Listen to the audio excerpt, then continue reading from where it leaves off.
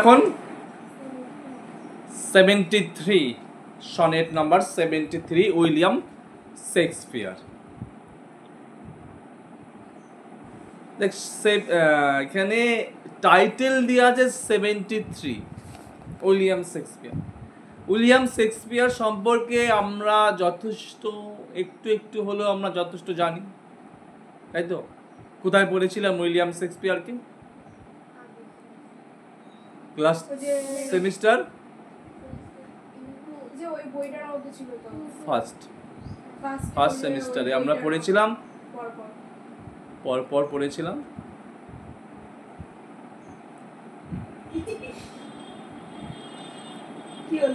William Shakespeare ইংরাজি সাহিত্যের অন্যতম শ্রেষ্ঠ লেখক, তাই তো?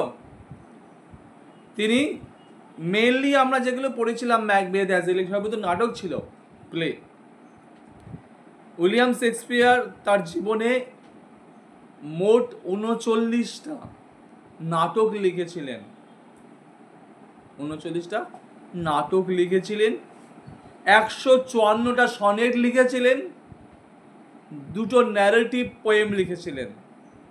তিনি মূলত পরিচিত ফেমাস সব কিছুর জন্যই, না নাটকের জন্য, তার সনেটের জন্য। তাই কতগুলো সনেট লিখেছে বললাম, বল? 154 সনেট। তার মধ্যে আজ আমাদের সিলেবাসে যে সনেটটা এখন আছে সেটা হচ্ছে সনেট নাম্বার 73। এটা 73 নাম্বার সনেট, ঠিক আছে? যদিও এর টাইটেল নেই, কিন্তু সাধারণত সনেটের প্রথম লাইনটাই টাইটেল হিসাবে গণ্য করা হয়। তাই তোরা লিখতে পারি sonnet number 73, the time of year the messed in me hold. আমরা একটা সনেট পড়েছিলাম আগে উইলিয়াম শেক্সপিয়ারের, তোদের মনে আছে কি? একটা সনেট আমরা পড়েছিলাম কিন্তু সিলেবাসে ছিল না। উইলিয়াম শেক্সপিয়ারের সনেট পড়েছিলাম। আমি বলেছিলাম আমার সনেটটা খুব প্রিয় সনেট, মনে আছে? সেটা কি? Sonnet number 18, shall I compare thee 12 summer's day. ওটা কত নম্বর সনেট ছিল? 18 নম্বর, 18। এটা হচ্ছে 73। এবার বলি সনেট কথাটা এসছে ইতালিয়ান সনেটো থেকে বা সনাস থেকে, বুঝা গেল? সনেটকে বাংলায় বলা হয় চতুর্দশপদী কবিতা, অর্থাৎ 14টা লাইন থাকবে। আমরা জানি সনেটের জনককে ইতালিয়ান পেত্রার্ক। তার যে সনেটের প্যাটার্ন ছিল সেটা হচ্ছে 2টো পার্ট ছিল, একটা হচ্ছে অক্টেভ আর একটা সেস্টেট, অর্থাৎ অষ্টক এবং ষষ্ঠক। প্রথম 8 লাইনের একটা প্যারাগ্রাফ এবং 6 লাইনের একটা প্যারাগ্রাফ, 8 আর 14 হতো। ওগুলোকে বলা হয় পেট্রার্কান সনেট। কিন্তু উইলিয়াম শেক্সপিয়ার তিনি এই সনেটের একটা নতুন ফরম্যাট নিয়ে এলেন। তিনি যেই ফরম্যাটটা নিয়ে এলেন সেটা হচ্ছে, তিনি বললেন 3 কোয়ার্টেন। লিখে নি, 3 কোয়ার্টেন্স। কোয়ার্টেন্স মানে 4 লাইনে একটা কোয়ার্টের হয়। কোয়ার্টার মানে 3 ভাগ, তাই তো? and 1 couplet. কাপল থেকে এসছে কাপলেট মানে জোড়া। কাপলেট মানে জোড়া, বলো তো? ঠিক আছে, সে কাপেল থেকে আছে কাপলেট। অর্থাৎ 3টে কোয়ার্টেন আছে, 4টে লাইন নিয়ে একটা কোয়ার্টেন লাগিয়ে নে বইতে, এবং শেষে 2টো লাইন নিয়ে একটা কাপলেট হবে। বুঝতে পারলি? এবার রাইমিং স্কিমটা একটু দেখ কি হয় মিলছে। সনেট রাইমিং স্কিম তো থাকবেই। দেখ বিহোল্ড, বিহোল্ডকে যদি এ বলি তাহলে দেখ 3 নম্বর লাইনে হবে কোল্ড। 2 নম্বর লাইনে দেখ আছে হ্যাং, হ্যাংকে যদি বি ধরি 4 নম্বর লাইনে দেখবি স্যাং। মিলছে? তাহলে এইটা প্রথম কোয়ার্টেনে কি হলো? এ বি এ বি হলো। এবার সেকেন্ড কোয়ার্টারে চলে যায়। সেকেন্ড কোয়ার্টারে প্রথমে যদি সি ধরি ডে, 4 নম্বরে চলে যাবে অ্যাওয়ে হলো। দ্বিতীয় লাইনে যদি ওয়েস্ট ধরি ডি, তারপরে রেস্ট হবে সিডি সিডি। একই হবে 3 নম্বর কোয়ার্টারেও, বুঝতে পারছিস কি হবে, ই এফ হলো। এগুলো রাইমিং মনে রাখতে হবে। এবং কাপলেটে দেখ, কাপলেটে মিলবে জি জি, কাপলেটে পরপর মিলছে, স্ট্রং লং। তাহলে এটা হচ্ছে রাইমিং স্কিম হলো। তাহলে কি বুঝলাম, সনেট নাম্বার 73 উইলিয়াম শেক্সপিয়ারের লেখা একটা অন্যতম সনেট। তিনি মোট 154 সনেট লিখেছিলেন। তার মধ্যে ভালো করে বুঝবি, তার মধ্যে তিনি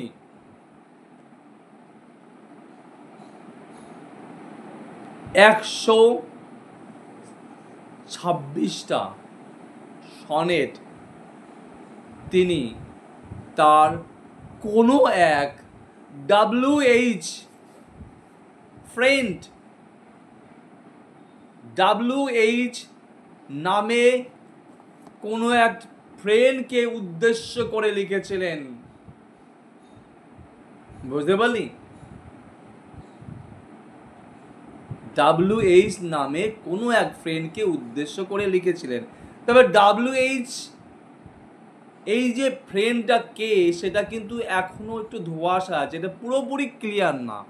তবে হতে পারে WH হচ্ছে উইলিয়াম হার্ভার্ড নামে কোনো ফ্রেন্ড তার উইলিয়াম শেক্সপিয়ারের ছিল, তিনি হতে পারেন, কিন্তু এটা নিয়ে তো ধোঁয়াশা আছে। বোঝা গেল? 126টা সনেট লিখেছিলেন WH নামে তার একটা বন্ধুকে। যদি স্বাভাবিক মনে হতে পারে এটা ছেলে বন্ধু ছিল না মেয়ে বন্ধু ছিল, কারণ সনেট মানেই তো অ্যাকচুয়ালি এতগুলো কবিতা মানেই তো একটু অন্যরকম ব্যাপার। তাহলে এতগুলো কবিতা, এতগুলো সনেট কাউকে উদ্দেশ্য করে লেখা মানে মনে হতে পারে মেয়েটি ছিল, মনে হয় না, এটা মেয়ে না, এটা ফিমেল না, মেল ফ্রেন্ড, ছেলে বন্ধু। ছেলে বন্ধুকে উপলক্ষে করে এতগুলো সনেট লেখা একটু অন্যরকম লাগছে। এবার 154 সনেট বললাম, 126 ফ্রেন্ডকে, এবং 27 থেকে 154 নম্বর সনেট তিনি লিখেছিলেন কোনো এক ডার্ক লেডিকে। ডার্ক লেডি মানে খারাপ মহিলা। হয়তো উইলিয়াম শেক্সপিয়ারকে কেউ কষ্ট দিয়েছিল কোনো লেডি, তাকে উদ্দেশ্য করেই তিনি লিখেছেন। তাহলে আমাদের যে সিলেবাসে 73 সনেটটা আছে, the time of year of the messed in me behold, এই সনেটটা নিশ্চয়ই আমাদের বুঝতে অসুবিধা হচ্ছে না এটা কাকে উদ্দেশ্য করে লেখা হয়েছে। আমরা সনেট নাম্বার 18 যখন পড়েছিলাম তখন আমরা দেখেছিলাম যে সনেট নাম্বার 18 কাকে উদ্দেশ্য করে লেখা হয়েছিল, তার ওই বন্ধুকে WH কে। এটাও কিন্তু WH কে উদ্দেশ্য করে লেখা আছে। কি বলেছিল সনেট নাম্বার 18 মনে আছে? মনে আছে যে সমস্ত কিছু সৌন্দর্য শেষ হয়ে যাবে, বিউটি শেষ হয়ে যাবে, তোমার বিউটি কখনো শেষ হবে না। আমি তোমার সৌন্দর্যকে আমি সনেটে রেখে গেলাম। আমার এই সনেট যতদিন বাজবে ততদিন তুমি বাজবে। তোমার বন্ধুকে অমর করে গেছিল। ঠিক এই একই রকম 73 সনেটটা আমরা এখন পড়বো। তো 73 সনেটটা পড়ার আগে যা বলি, হয়তো না ধরেই নে, উইলিয়াম শেক্সপিয়ার শরৎকালে বন্ধুকে নিয়ে কোনো একটা জায়গায় গেছিলেন ঘুরতে বা কোথাও একটা বসেছিলেন। টাইমটা কি ছিল মনে রাখবি, টাইমটা না রাখলে কিন্তু মাথায় ঢুকবে না সনেটটা। টাইমটা ছিল হচ্ছে অটম, শরৎকাল। শরৎকালে কি হয়, পাতা ঝরে যায়, না পাতা ঝরে যায়। তাই ওরকম গেছিলেন আর তিনি দেখলেন যে পাতা ঝরে যাচ্ছে, তখন তিনি তার বন্ধুকে বলছেন, বলছে দেখো এই যে সময়টা না, এই সময়টা অ্যাকচুয়ালি আমার জীবনের মতো, এটা আমার জীবনের সময়ের মতোই। এখন যেমন পাতা ঝরতে শুরু করেছে, তাহলে আমিও আমার জীবনও আস্তে আস্তে ঝরতে শুরু করেছি। বুঝতে পারলি? সিজনের সাথে জীবনের তুলনা করেছেন। তাহলে হিসাবে আমরা ধরে নেই, সিজনগুলো দেখ, রেইনি সিজন, মনসুন, বর্ষাকাল, সে সময় কেমন থাকে, গাছপালা পরিবেশ কেমন থাকে, সবুজময়। তাহলে ওইটাকে ধরতে পারি আমরা জীবনের কোন সময়, যৌবন, তাই তো? এরপরে কি আসে, অটম, তাই তো? অটমের সময় পাতা ঝরতে শুরু করে, তাহলে অটমকে ধরতে হবে আমাদের জীবনের বার্ধক্য। তারপরে কি আসে, শীত, শীত মানে আমাদের মৃত্যু। এবার চল দেখি কি বলেছে কবিতায়। That time of year thou mayst in me behold. That time of year মানে কি, বছরের ওই সময়টা হলো, দ্যাট টাইম মানে ওই সময়, অফ ইয়ার মানে বছর, বছরের ওই সময়টা, দাও, দাও মানে কি, ইউ, আর কে ওয়ার্ড, বোঝা গেল, ওল্ড ল্যাঙ্গুয়েজ। ইউ দাও মানে এটা আর কে, ইউটাকে দাওটাকে মানে কি, ইউ লিখে রাখতে পারিস। তাহলে বছরের ওই সময়টা, মেইস্ট, আর কে ওয়ার্ড, মেইস্ট মানে হচ্ছে মে, কি বললাম, মে, ইন মি আমার মধ্যে, বিহোল্ড, বিহোল্ড মানে দেখতে পাওয়া, বছরের ওই সময়টা তুমি হয়তো আমার মধ্যে দেখতে পাবে। ক্লিয়ার প্রথম লাইনটা? বুঝতে পারলি? ফার্স্ট কোয়ার্টেন পড়ছি আমরা, মনে রাখবি 3 কোয়ার্টেন আছে, 1 কাপলেট আছে। ফার্স্ট লাইন, ফার্স্ট কোয়ার্টেনের ফার্স্ট লাইন পড়ছি, বছরের ওই সময়টা তুমি হয়তো আমার মধ্যে দেখতে পাবে।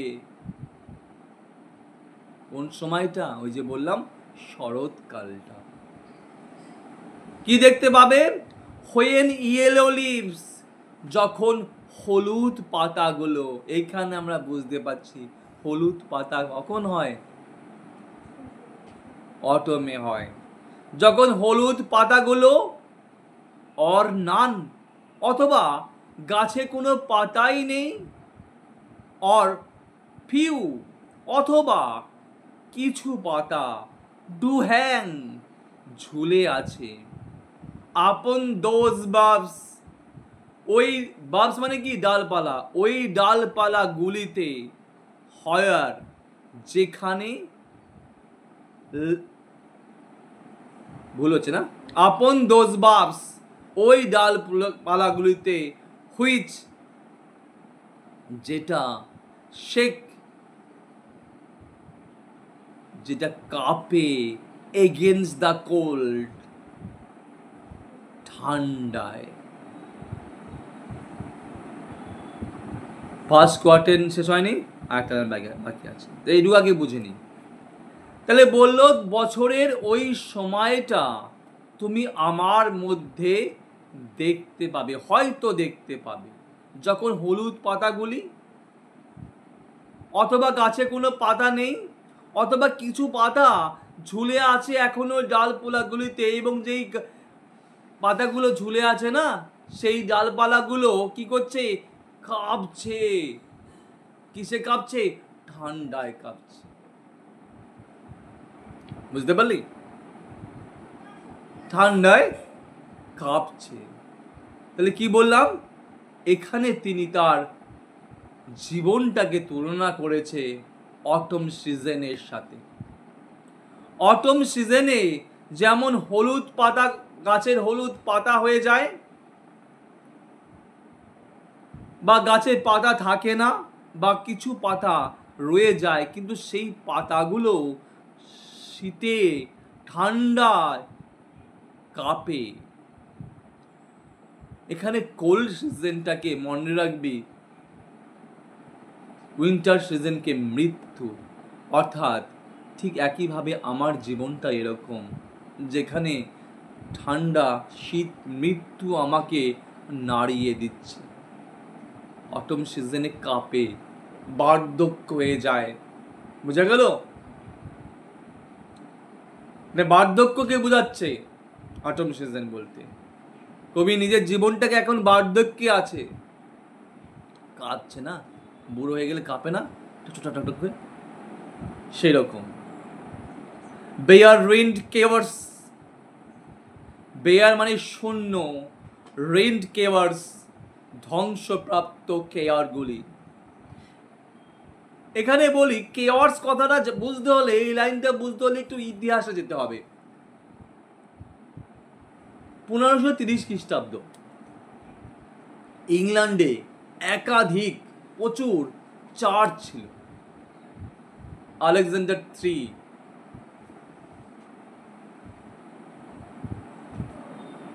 তখন শাসক হিসাবে এসে সমস্ত চার্চগুলোকে ভেঙে দিয়েছে। এবং ওই সময়ের আগে ওই যে বললাম না চার্চগুলো ছিল, ওইখানে ওই সব চার্চে একটা ঘর থাকতো, সেই ঘরটাকে বলা হয় কিয়র্স। যে কিয়র্স মানে কি? প্রার্থনা ঘর। এখানে এসে খ্রিস্ট ধর্মের যে সমস্ত সাধু ছিল তারা এসে গান করতো, প্রার্থনা করতো। তখন সেইগুলো ভেঙে দেওয়া হয়। তাই বলছে সেই যে কেওয়ার্সগুলো আছে, সেই কেওয়ার্সগুলো এখন শূন্য, রুইন্ড, ধ্বংসপ্রাপ্ত কেওয়ার্স।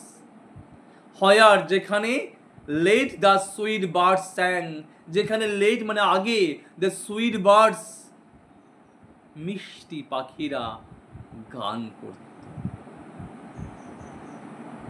ফার্স্ট কোয়ার্টেন শেষ হলো। মনের ভেতরে আগে গান করত। আগে মানে কি? যখন আমার ভিতরে যৌবন ছিল। এখন আমি কি? এখানে অটম সিজন সাথে নিজের জীবনটাকে তুলনা করছে। বারবার বলছি, অটম সিজন মানে বার্ধক্য জীবন। বুঝতে পারলি? আমার জীবনটা এখন বার্ধক্য, পাতা চাতা সব ঝরে গেছে, জীবনে আর কিছু নেই, সকাল। ঠিক আছে? মৃত্যু আসন্ন। ওই যে ঠান্ডায় কাঁপছে বলছি, তার মানে কি? আমার জীবন এখন মৃত্যু আসন্ন, বার্ধক্য হয়ে গেছে, বুড়ো হয়ে গেছে, মৃত্যু আসন্ন। আর আমার ভেতরে না আগে সুন্দর সুন্দর পাখিরা গান গাইতো, এখন আমার ভেতরে আর কোনো গান নেই। থাকে আশা, কোনো কিছু ইচ্ছা, শখ, এগুলো কখন থাকে? যতদিন আমাদের ভেতরে যৌবন থাকবে ততদিন। বুড়ো হয়ে গেলে কি বলে দাদুদের শুনিসনি? আমার জীবনে আর কিছু নেই, সব শেষ হয়ে গেছে, আশা টাশা নেই, গান নেই ভিতরে। আমরা এখনো কখনো কখনো মাঝে মধ্যে শুয়ে শুয়ে বা একা একা থাকলেও মনে মনে হলো গান গাই না? প্রত্যেকে গাই, কারণ আমাদের ভিতরে এখনো গান বেঁচে আছে।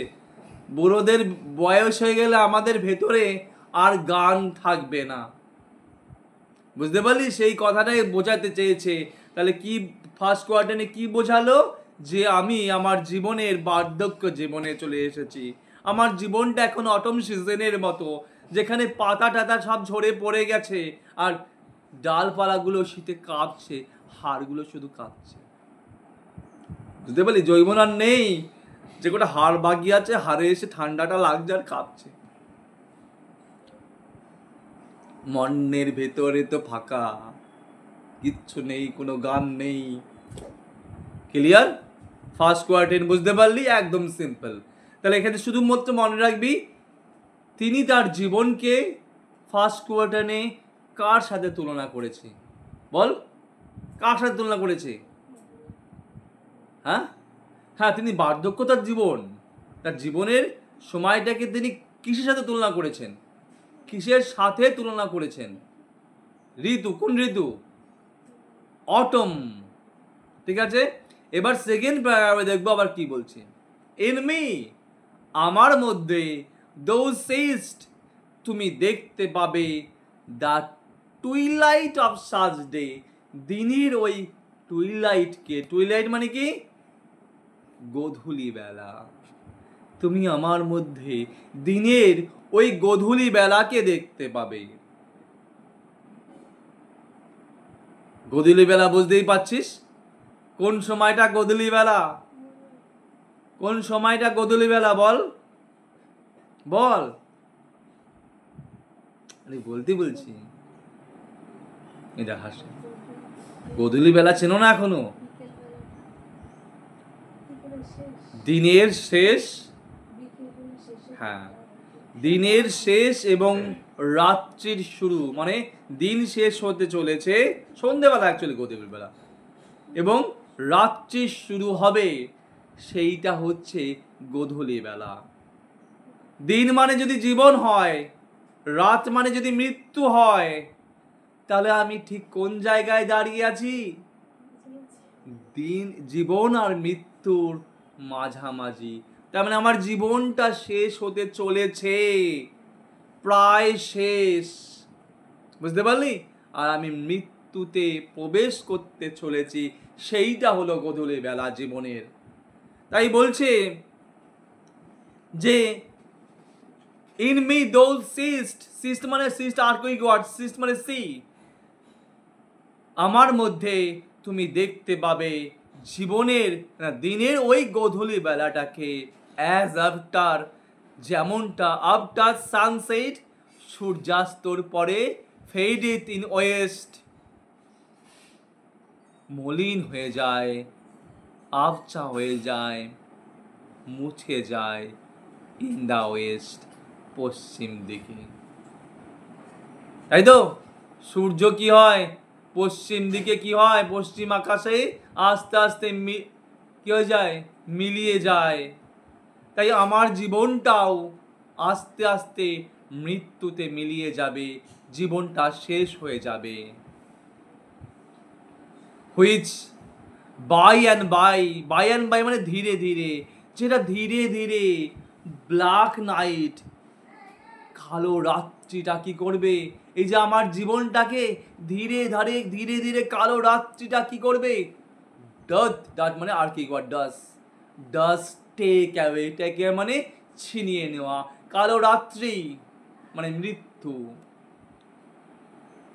আমার জীবনটাকে ধীরে ধীরে কালো রাত্রি এসে ছিনিয়ে নিয়ে চলে যাবে, মানে মৃত্যু ছিনিয়ে নিয়ে চলে যাবে। ঠিক যেমন ভাবে এই গোধূলি বেলাটাকে, কি গোধূলি বেলার সাথে জীবনের তুলনা করেছে তো, ঠিক যেমন ভাবে গোধূলি বেলাটাকে রাত্রি এসে ছিনিয়ে নিয়ে চলে যাবে, আর এই গোধূলি বেলাটা থাকবে না, কি হবে? রাত্রি হয়ে যাবে।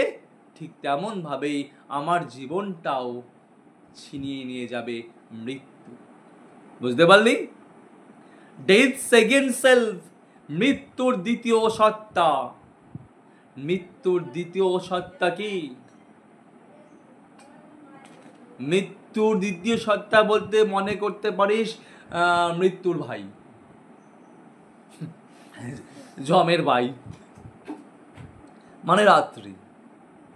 মৃত্যু দ্বিতীয় সত্তা মানে কি? রাত্রি। মৃত্যুর দ্বিতীয় সত্তা কি? ঘুম। ঘুম হচ্ছে মৃত্যুর সত্তা। আমরা যখন ঘুমিয়ে থাকি তখন অ্যাকচুয়ালি আমরা মরেই যাই। ঘুমিয়ে থাকলে আর কিছু মনে থাকে? ক্ষণিকের জন্য আমরা মরে যাই। এটা মৃত্যু না, মৃত্যুর দ্বিতীয় ভাই, তাই তো?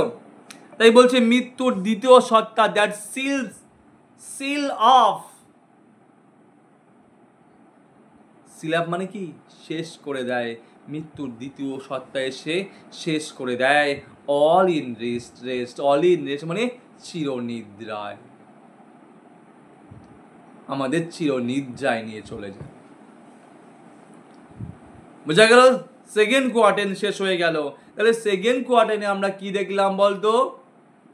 আমরা দেখলাম কবি তার জীবনটাকে কার সাথে তুলনা করেছে? বল, কি হলো? বল। বলে না, বারবার ভুল করছিস। জীবনটাকে তুলনা করেছে গোধূলি বেলার সাথে। প্রথম লাইনে দিয়ে বলছে, in me those is the twilight of Sunday, আমার মধ্যে দেখতে পাবে কি দিনের ওই গোধূলি বেলাটাকে। তাই গোধূলি বেলার সাথে নিজের জীবনটাকে তুলনা করছেন, যে আমি এখন তো বৃদ্ধ, তা আমার জীবনটা ওই গোধূলি বেলার মতোই, যেটা কি হবে, গোধূলি বেলা যেমন পশ্চিম আকাশে শেষ হয়ে যায়, তাই আর কিছুক্ষণের মধ্যে পশ্চিম আকাশে শেষ হয়ে যাবে, ঠিক আমার জীবনটাও আর কিছুক্ষণ পরে মৃত্যুতে পরিণত হবে। বুঝতে পারছিস না? গোধূলি বেলা যেমন কি হয়, গোধূলি বেলাকে যেমন ধীরে ধীরে রাত্রি এসে ছিনিয়ে নিয়ে চলে যায়, আমার জীবনটাকেও একটু পরে ধীরে ধীরে মৃত্যু এসে ছিনিয়ে নিয়ে চলে যাবে। বুঝতে পারলি? এবার থার্ড প্যারাগ্রাফে চলে যান। ইন মি, আমার মধ্যে, দো সিস্ট, কি হবে, তুমি দেখতে পাবে। কাকে বলছে কথাগুলো? মিলি বলতো।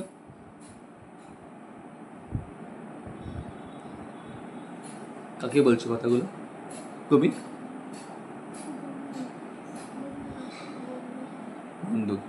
তাই বলছে আমার মধ্যে তুমি দেখতে পাবে, কি দেখতে পাবে? The glowing of such fire, আগুনের উজ্জ্বলতা। গ্লোয়িং মানে এখানে বোঝ, আলো বুঝি, উজ্জ্বলতা না বুঝে গ্লোয়িং মানে যদি এখানে মৃদু আলো বলিস, আমার মধ্যে তুমি এখানে আমার মধ্যে কি দেখতে পাবে তুমি? আগুনের মৃদু আলো, হালকা আলোটা, আগুনের হালকা আলো। তাহলে এইখানে থার্ড কোয়ার্টারে কবি তার জীবনটাকে কিসের সাথে তুলনা করছে? আগুনের আলোর সাথে, যেটা হালকা আলো। বুঝতে পারলি? ফার্স্ট কোয়ার্টারে কবি তার নিজের জীবনটাকে তুলনা করেছিল অটম সিজনের সাথে, সেকেন্ড কোয়ার্টারে নিজের জীবনটাকে তুলনা করেছিল গোধূলি বেলার সাথে, আর থার্ড প্যারাগ্রাফে নিজের জীবনটাকে তুলনা করেছে ডাইং ফায়ারের দিকে। ডাইং ফায়ার মানে কি? সে নিভে যাওয়া আলো। বুঝতে পারলি? নিভে যাওয়া আলোর সাথে। আগুন তো দাউ দাউ করে জ্বলছিল, সেই আগুন না, যে আগুনটা শেষ হয়ে এসেছে সেই আলোর সাথে। দেখ পরের লাইনে বুঝতে পারবো। তাহলে কোন আগুনটা? দ্যাট অন দ্য অ্যাশেস, যে আগুনটা, যে আগুনের আলোটা অন দ্য অ্যাশেস, ছাইয়ের ওপর, অফিস ইয়ত, যে আগুনটা জ্বলছে কোথায়? ছাইয়ের ওপর। ছাইয়ের ওপর আগুন জ্বলে, দেখেছিস তো? ধর কিছুটা প্রচুর পরিমাণে আগুন জ্বালানো হয়েছে কিছু দিয়ে, জ্বালানি দিয়ে, কাঠ দিয়ে, কাঠগুলো সব পড়ে গেছে, হয় না? দেখবি পড়ে যাওয়ার পরেও ওই আগুনে তখনও অল্প অল্প আলো জ্বলছে, দপ দপ করছে আলো। আমার জীবনটা না ঠিক ওই রকম পরিস্থিতি এখন।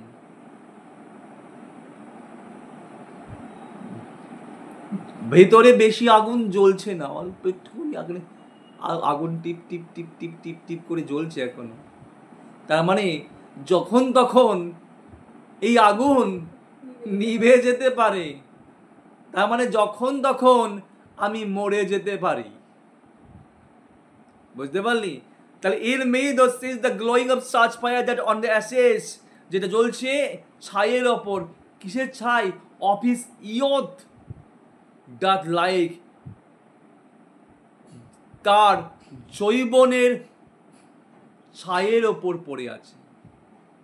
মানে আমার যৌবনটা ছাই হয়ে গেছে, আমার যৌবনটা ইয়ত টাইমটা শেষ হয়ে গেছে, শেষ হয়ে যাওয়ার পর সেই যৌবনের ছাইয়ের ওপর যে আগুনটা জ্বলে আছে এখনো, সেই আগুনের ওপর আগুনের মতো আমার জীবনটা। কত সুন্দর না কথাগুলো? দেখ, আরো ক্লিয়ার ভাবে বলে দিচ্ছে আমাদের পরের লাইনে, অ্যাজ দ্য ডেথ বেড, যেন মনে হচ্ছে ওই যে যেখানে আমি জ্বলছি না, যেখানে এখন আমি বর্তমানে আছি, কোথায়? ওই যৌবনের ছায়ের ওপরে, তো যেন মনে হচ্ছে মৃত্যু বিছানা, ওটা আমার মৃত্যু বিছানা। কেন মৃত্যু বিছানা বলছে বলতো? কারণ ওইখানেই আমি শেষ হয়ে যাব। আমি এমন একটা জায়গায় আছি যেখানে আমি শেষ হয়ে যাব, যেখানেই আমি শেষ হয়ে যাব, যেখানেই আমি মরে যাব। দেখ বলছেন, যেন মৃত্যু বিছানা, হয়ানার ইট মাস্ট এক্সপায়ার, যার উপরেই ইট মাস্ট এক্সপায়ার, এটা অবশ্যই এক্সপায়ার করবে, শেষ হয়ে যাবে, এটা অবশ্যই মারা যাবে। কোন আগুনটা? কে এক্সপায়ার হয়ে যাবে? আগুনটা কোথায় এক্সপায়ার হয়ে যাবে? ওই যে ছাইয়ের ওপর জ্বলছে, ওইখানে তো আগুনটা শেষ হবে। আমার জীবনটাও তো ওরকম, আমার জীবনটা তো ওরকমই। আমি যৌবনের ওই আগুন, যৌবন শেষ হয়ে গেছে, ওই যৌবনের আগুনের ওপরে অল্প অল্প করে জ্বলছি, আর এইখানেই আমার মৃত্যু বিছানা। ওই যৌবনের ওপরে আমি কি হব? এক্সপায়ার হয়ে যাব। আমি যৌবনের ওপরে না, যৌবন তো নেই, যৌবন তো ছাই হয়ে গেছে, যেখানে আছি না ওইখানেই আমি মারা যাব। কনজিউমড উইথ, কনজিউম মানে কি? গিলে খাওয়া, ভক্ষণ করা। কনজিউমড উইথ, ভক্ষণ করে, উইথ দ্যাট, সেটাকে, that which it was nourished by, যেটা যেটা এটা, it was nourished by, nourish মানে কি? পালন করা, বড় করা, যে যেটা, যা এটাকে বড় করেছিল, যে বড় করেছিল, তার ওপরেই আমি শেষ হয়ে যাব। লাইনটা ভালো করে বোঝ, এটা বুঝতে হলে ভালো করে বুঝবি। আচ্ছা, এখানে সবচেয়ে বড় কথা, এই লাইনটার দ্বারা বর্তমান বলিস মানুষের আচরণের, মানুষের একটা,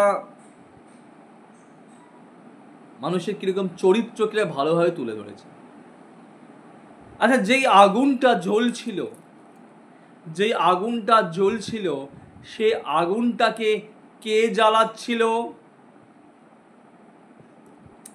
আগুনটাকে জ্বলতে সাহায্য করছিল কে? যখন আমরা আগুনটা ধরালাম, আগুনটাকে জ্বলতে সাহায্য করছিল কে? কাঠ, একদম ঠিক, কাঠ। এই কাঠটা আস্তে আস্তে পুড়ে ছাই হয়ে গেল। আগুনটাকে জ্বলতে সাহায্য করেছিল কাঠ, তো কাঠ ছাড়া আগুন জ্বলতো না। তাহলে আগুনকে কত সাহায্য করলো কাঠ বলতো? অনেক সাহায্য করলো, তুই তো আমার জন্য জ্বললি। কিন্তু এই আগুন কাকে শেষ করে দিল? কাঠটাকেই শেষ করে দিল না? তাহলে এইটাই হচ্ছে আমাদের মানুষের একটা চরিত্র, আমাদের যে বড় করে, যে সাহায্য করে, আমরা কি করি? তাকেই শেষ করে দিই। এখানে সেই লাইনটা তুলে ধরেছে, এই যে মৃত্যু বিছানা হয়ে গেল, কাঠগুলো ছাই হয়ে গেল, এবং তাকে যে বড় করলো, যে কাঠ তাকে বড় করলো, তাকেই খেয়ে নিল। যে যৌবন, যে ইয়ুথ টাইম আমাকে আজকে এই জায়গায় নিয়ে এসেছে, সেই ইয়ুথ টাইমের সময়, তাই তো, সেই সময়ে কিন্তু সময়ের কাছে আমরা পরাজিত হয়ে গেলাম, হেরে গেলাম। তাহলে আমাদের 3টে কোয়ার্টেন শেষ হয়ে গেল। একদম ক্লিয়ার, বুঝতে পারলি? কি বললাম আবার বলি। প্রথম কোয়ার্টেনে শেক্সপিয়ার তার নিজের জীবনটাকে, বার্ধক্য জীবনটাকে অটম সিজনের সাথে তুলনা করেছে। অটম সিজনে যেমন গাছের পাতা ঝরে পড়ে, ঠিক আমাদের জীবনে এই বার্ধক্য জীবনেও, আমার এই বার্ধক্য জীবনেও ভিতরে সমস্ত গাছের পাতা ঝরে পড়েছে। আমার ভিতরে যে সবুজতা সেটা কিন্তু আর নেই, আছে শুধু কয়েকটা হাড়খানা পড়ে, যেখানে শখ আহ্লাদ আনন্দ কিচ্ছু নেই। আর এই হাড়গুলো কি করে? শীতে কাঁপে, মৃত্যু আসন্ন। যেন মনে হয় যে সেই ধ্বংসপ্রাপ্ত কেয়ার্সগুলো, এটা কাহিনী বললাম, ইতিহাসের কাহিনী, যেখানে এখন ফাঁকা শূন্য হয়ে গেছে, ধ্বংস হয়ে গেছে কেয়ার্সগুলো, যেখানে আগে পাখিরা গান গাইতো, আমার মনের ভিতরে আগে গান গাইতো, এখন তো আর গান গায় না। আমার জীবনে আর গান নেই রে। দ্বিতীয় প্যারাগ্রাফে, দ্বিতীয় কোয়ার্টেনে আমরা কি দেখেছি? উইলিয়াম শেক্সপিয়ার তার জীবনটাকে দিনের গধূলি বেলার সাথে তুলনা করেছে। গধূলি বেলা যেমন পশ্চিম আকাশে অস্ত যাওয়ার অপেক্ষায় থাকে, তাই আমার জীবনটাও মৃত্যুর অপেক্ষায়। তাই তো গধূলি বেলা যেমন ধীরে ধীরে, গধূলি বেলাকে ধীরে ধীরে রাত্রি এসে নিয়ে চলে যায়, তেমনি আমি আমার জীবনের এমন একটা সময় আছি যেখানে আরেকটু পরেই মৃত্যু এসে আমায় ছিনিয়ে নিয়ে চলে যাবে। তাই তো আমাকে কোথায় নিয়ে চলে যাবে? চিরনিদ্রায় নিয়ে চলে যাবে। থার্ড কোয়ার্টেনে দেখলাম উইলিয়াম শেক্সপিয়ার তার নিজের জীবনটাকে আগুনের মৃদু আলো অথবা মৃত্যু আসন্ন আলোর সাথে তুলনা করছে। অর্থাৎ যে আগুনটা দাউ দাউ করে জ্বলছিল কাঠের ওপর, এবং সেই পুরো জ্বালানিগুলো, কাঠগুলো ছাই হয়ে গেছে, যে ছাইয়ের ওপরে যে আগুন জ্বলছে, তাই তো সেই আগুনের সাথে তুলনা করেছে। যে আগুনটা যেখানে জ্বলছে ওইখানেই শেষ হয়ে যাবে এখনই, তাই তো সেই আগুনের সাথে তিনি তুলনা করেছেন, অর্থাৎ তিনি এখনই মারা যাবেন, বেশি সময় নেই রে, আমি এখন মৃত্যু আসন্ন জীবনে আছি। এগুলো কাকে বলছে উইলিয়াম শেক্সপিয়ার? তার বন্ধুকে। কেন বলছে বাবা? সেটাই তো এখন বলবো আমরা, কেন বলছে। এবার আমরা যাব কোথায়? কাপলেটে। এবার এই যে এতগুলো কথা বললাম, উইলিয়াম শেক্সপিয়ার এতগুলো কথা বললো, কেন বললো, সেই কথাগুলো এখন তার বন্ধুকে বলবে তুমি তো শুনলে আমার জীবনে আর বেশি দিন বেঁচে নেই, তাই তো তুমি তো শুনলে আমার জীবন বেশি দিন বেঁচে নেই, তবে শোনো, দিস দাও পারসিভড মানে বোঝা, আর কি ওয়ার্ড, দিস দাও পারসিভড, এটা তুমি বোঝো, তুমি এটা বুঝেছো তো যে আমার জীবনে বেশি সময় বাকি নেই, which makes thy love more strong, যেটা তোমার ভালোবাসাকে আরো শক্তিশালী করবে, তাই তো তুমি তো বুঝে গেছো যে আমি আর বেশি দিন বাঁচবো না, আর বুঝে গেছো বলেই তোমার ভালোবাসাটা আমার প্রতি শক্তিশালী হবে, অর্থাৎ তুমি আমায় আরো এখন বেশি করে ভালোবাসবে। বুঝতে পারলি? দেখবি হয় বাড়িতে বয়স্ক লোক থাকলে, ঠাকুমা দাদু থাকলে, আমরা দেখতে পাই না, অসহ্য বুড়ি ঘ্যান ঘ্যান করে পুরো, কিন্তু যখন দেখি না ওই বুড়ি আর 2-4 দিনের মধ্যে পটল কাটতে চলে যাবে, তখন দেখবি যখন আমরা বুঝে যাই যে আমার ঠাকুমা তখন আর বুড়ি না, আমার ঠাকুমা আর বাঁচবে না, তখন দেখবি আমরা ঠাকুমাকে কত ভালোবাসি। যখন বুঝে যাই মরে যাবে, তখন আমরা খুব ভালোবাসি। তাই কবি বলছেন যে যদি তুমি বোঝো, যদি তুমি এটা বোঝো, এটা বোঝো কোনটা, যে আমি জীবনের কোন সময়ে চলে এসেছি, পড়াশোন, তাহলে তোমার ভালোবাসাটা আরো শক্তিশালী করবে। To love that well, to love that well, ভালো করে ভালোবাসো, মানে বেশি বেশি করে ভালোবাসো আমায়। হুইচ দাস দাও মাস্ট লিভ এভার লং, যা তুমি অবশ্যই এভার লং, ইয়ারি, এভার হচ্ছে বিফোর, ইয়ারি হচ্ছে আর্কিক ওয়ার্ড, যার ফুল ওয়ার্ডটা হচ্ছে বিফোর, বিফোর মানে আগে, লং, বিফোর লং মানে দেরি হওয়ার আগে, তোমাকে ছেড়ে যাওয়ার আগে, তোমাকে চলে যাবো আমি, তোমায় ছেড়ে চলে যাব, তাই চলে যাওয়ার আগে আমায় আরো অনেক বেশি বেশি করে ভালোবাসো। তাহলে বুঝতে পারলি উইলিয়াম শেক্সপিয়ার এই যে প্রথম 12 লাইন, এই 12 লাইন কেন বললো বন্ধুকে এতগুলো কথা, কেন বললো, যে কেন বোঝালো যে আমি আর বেশি দিন বাঁচবো না, এটাই বোঝালো, আমার মৃত্যু আসন্ন, তাই আমায় বেশি বেশি করে ভালোবাসো চলে যাওয়ার আগে। এটাকে বলা হয় জানিস ইতালিয়ান ক্যাপেডিয়াম থিওরি। এটা কি? এটা হচ্ছে আমরা কে কবে আছি, কতদিন আছি কেউ জানি না, সময় আমাদের শেষ হয়ে যেতে পারে যে কোনো মুহূর্তে, তাই যে কদিন আছি ভালোবাসি সমান, ঠিক আছে? তাই উইলিয়াম শেক্সপিয়ার এখানে সেটাই বলল। আশা করি সবাই বুঝতে পেরেছিস।